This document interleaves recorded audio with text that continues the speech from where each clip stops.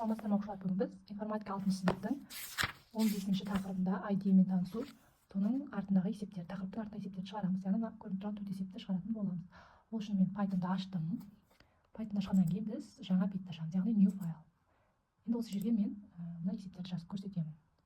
Ол үшін ең алдымен біз print деп жазамыз. Print дегеніміз ол шығару деген мағынаны білдіреді. Жақша ашамыз. 3 қосылған 4 көбейтілген 2, көбейтілген 5, көбейтілген 2, қосылған 7. Бірінші есеп кетті. Енді екінші есепті шығарамыз. Ол үшін мен мынаны копировать етіп аламын. Және қоямын.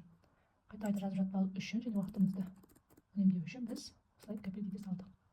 6 көбейтілген 2 қосылған 9. Екінші есебіміз кетті. Қазір жауабын бірден шығаратын боламыз. Үшінші есепте бізде 25 бөлінген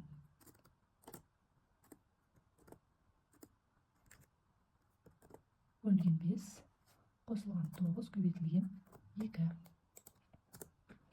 Енді төртінші есебімізді жазатын боламыз. Көрініп тұр балдар.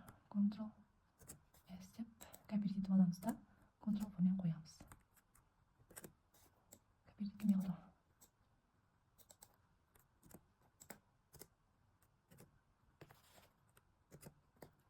Басылмай қалды.